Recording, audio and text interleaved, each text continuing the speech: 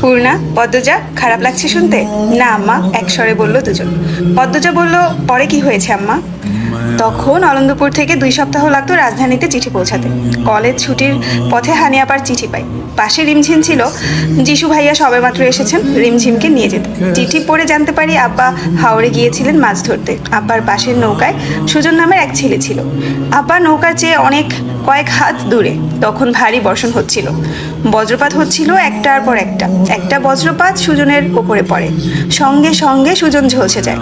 আব্বা ছিটকে পড়েন জলে। দূর থেকে একদল জেলে ঘটনাটি দেখতে পায়। তারা আব্বাকে তুলে নিয়ে যায় বাড়িতে। এরপর থেকে আব্বা কানে শুনতে পান না, ঠিকমতো হাঁটতে পারেন না, মস্তিষ্ক অচল হয়ে পড়ে। এই খবর শোনার পর হাউমাউ করে কান্না শুরু করি।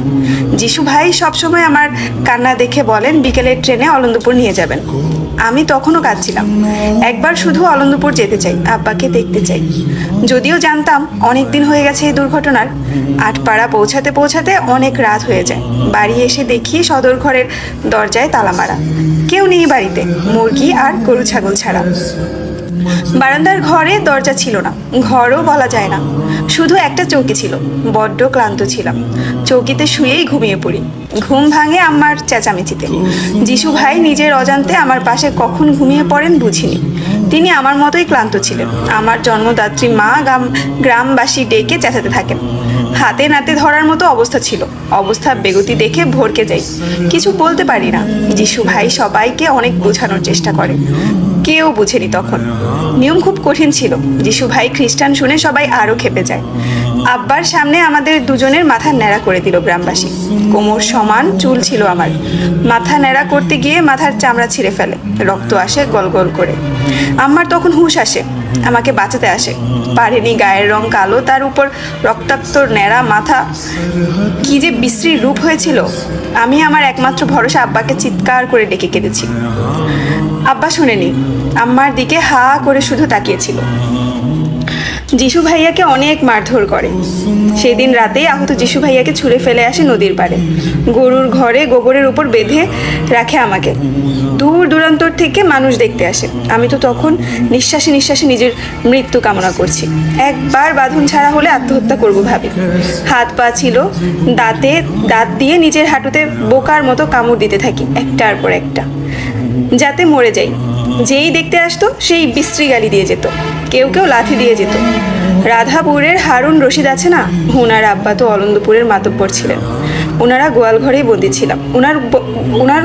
বন্দি ছিলাম।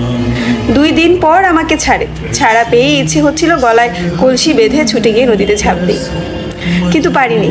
শরীরে একটুও শক্তি ছিল না। দৌড়ে পালাতে গিয়ে হুমড়ি খেয়ে পড়ি। গোয়াল ঘরের বাইরে ধারালো কিছু একটা ছিল, মাটিতে পা পড়তেই হাতের বাহু চিরে গল গল করে রক্ত ধারা নামে। এই যে আমার বাহুটার দাগ, এটা সেদিনই হয়েছে। হেমলতা মেয়েদের দাগটা দেখানোর জন্য ঘুরে তাকান, দেখেন তার 2 মেয়ে মুখে হাত চেপে কাঁদছে। হেমলতা হাসার চেষ্টা করে বললেন, তোরা মরা কান্না শুরু করেছিস কেন? হেমলতার কথা শেষ হতেই ঘূর্ণিঝড়ের মতো 2 মেয়ে ছুটে আসে তার দিকে। নৌকা দুলে উঠে। হেমলতা চমকে গিয়ে দ্রুত নৌকা ধরেন, চিৎকার করে উঠেন। আরে, কথা শেষ করতে পারিনি, তার পূর্বেই বুকে ঝাঁপিয়ে পড়ে 2 মেয়ে। জড়িয়ে ধরেই আম্মা আম্মা বলে কাঁদতে থাকে। 2 মেয়ে এত শক্ত করে জড়িয়ে ধরেছে যে হেমলতার মনে হচ্ছে এক্ষুনি দম বেরিয়ে যাবে। থামার কোনো লক্ষণ নেই। হেমলতা দুজনের পিঠে হাত বুলিয়ে সান্ত্বনা দেন। কিছুতেই কিছু হয় না, তারা কেঁদেই চলেছে। হেমলতা মোর্শেদের উদ্দেশ্যে বলেন, নৌকা ঘুরাও, এদের আর কিছু বলবো না, আর ঘুরবো না। পদ্মজা ঠোঁট কামড়ে কান্না আটকে বলল, আর কাঁদবো না পূর্ণা, কাঁদিস না, কিন্তু তোমাকে জড়িয়ে রাখবো। হেমলতা পদ্মজার মাথায় চুমু দিয়ে বললেন, আমাদের এক ঘরে করে দেওয়া হলো। বাজারের ভেষজ উপায়ে আব্বার চিকিৎসা চলছিল, সেটাও বন্ধ হয়ে গেল। কেউ আমার পরিবারের মুখও দেখতে চায় না, দেখলেই এটা ওটা ছুড়ে দিত। বলা হয়নি সেদিন রাতে আব্বা আম্মা হানিফ মামার বাড়ি ছিল। আমার বাড়ির পাশের বাড়িতে ডাক্তার ছিল একজন, আব্বাকে দেখতে গিয়েছিল। হানি আপার বিয়ে দেওয়ার জন্য আম্মা উঠে পড়ে লাগে। তখন হিমেল আমার পেটে, 7 মাস চলে। আমার উপর আম্মার প্রতিদিন চলতেই থাকে অনাচার অত্যাচার।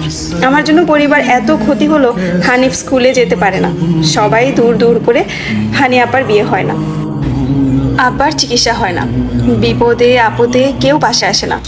ওদিকে হিমেল আসার সময় ঘনিয়ে আসছে, কোনো দাত্রী আসেনি। আম্মা একা যুদ্ধ করে হিমেলকে জন্ম দিল। সব মিলিয়ে জীবনটা নরক হয়ে ওঠে আমার। বছর কয়েকের মধ্যে আব্বা কিছুটা সুস্থ হয়ে আল্লাহর রহমতে হাঁটাচলা শুরু করতে পারেন। আগের মতো সব কিছু না বুঝলেও মোটামুটি বুঝতেন। হানি আপার বিয়ে ঠিক হলো। বনিদি ঘর থেকে আসা প্রস্তাব, শর্ত 5 বিঘা জমি দিতে হবে। আমাদের জমি ছিল 5.5 বিঘা। আম্মা 5 বিঘা জমি দিয়েই হানি আপার বিয়ে দিলেন।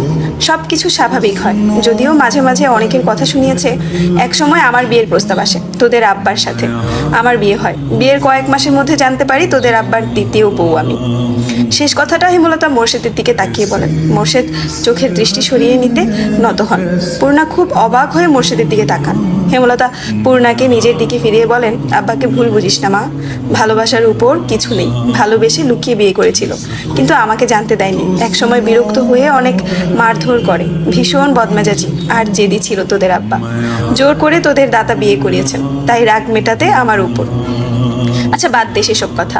1971 সালে মুক্তিযুদ্ধ শুরু হয়। যান বাঁচানোর তাগিদে মানুষ পালাতে থাকে। অলন্দপুরের পাকিস্তানি ক্যাম্প তৈরি হয়। শহর থেকে একটা দল আসে যারা যুদ্ধ করতে যায়, তাদের যুদ্ধের জন্য প্রস্তুত করতে। তোদের আব্বা তার প্রথম স্ত্রীর কাছে বেশি থাকতো, আর 2 চাচা যুদ্ধে চলে যায়। আমি একা ছিলাম খালি বাড়িতে। চারদিকে অত্যাচার, জুলুম। ইচ্ছে করে দেশের জন্য কিছু করতে মনে সাহস নিয়ে স্কুলের প্রধান শিক্ষকের সাথে যোগাযোগ করি। তিনি কমান্ডার আবুল কালামের সাথে যোগাযোগ করিয়ে দেন। প্রধান শিক্ষক গোপনে গ্রামের যুবক যুবতীদের অনুপ্রেরণা দিতেন যুদ্ধের জন্য। এই খবর এক সময় পাকিস্তানিরা পেয়ে গেল। তিনি শহীদ হলেন। ট্রেনিংয়ে জয়েন করি, হয়ে উঠে একজন মুক্তিযোদ্ধা। প্রথম অপারেশনে আমরা সফল হই, অলন্দপুরের ক্যাম্প উড়িয়ে দিই। এরপর চলে যাই আরেক এলাকায়, রাতে রাইফেল নিয়ে পরবর্তী অপারেশনে নামি। তখন ধরা পড়ে যায় পাকিস্তানিদের হাতে। বন্দি করে কারাগারে সচক্ষে দেখি ধর্ষণ, শারীরিক অত্যাচার। কি বর্বরতা! তাদের রড দিয়ে পিটিয়েছে।